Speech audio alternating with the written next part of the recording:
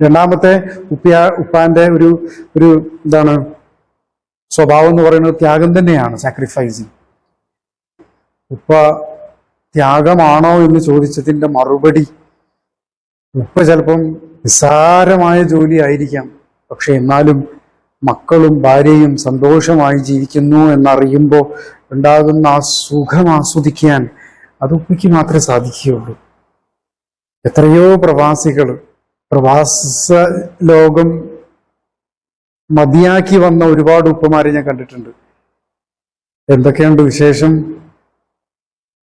ചോദിക്കുമ്പോഴേക്ക് കണ്ണ് നിറഞ്ഞു പോകും. എന്നാലും ഞാനറിയാത്ത വിധത്തിൽ കണ്ണു തുടച്ച് അൽഹംദുലില്ലാ സുഖമാണ് എന്ന് പറയുന്ന എത്രയോ ഉപ്പാരുണ്ട്. പിന്നെ കുറച്ച് ദിവസം കഴിഞ്ഞിട്ട് വീണ്ടും വരും അവര്, ഞാൻ പോവുകയാണ്. അപ്പൊ ഞാൻ ചോദിക്കുക അവരോട്, നിങ്ങളല്ലേ എല്ലാം നിർത്തി വന്നു എന്ന് പറഞ്ഞത്?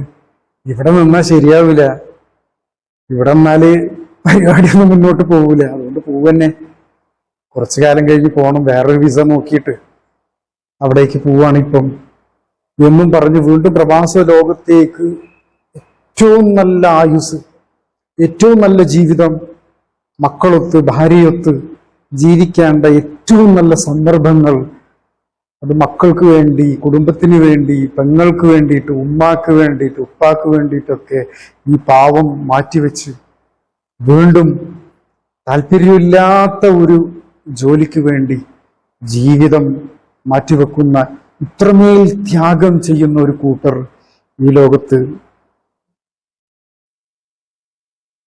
വേറെ ഉണ്ടാവുമോ? ഉണ്ടാവില്ല എന്നാണ് ഞാൻ മനസ്സിലാക്കുന്നത്.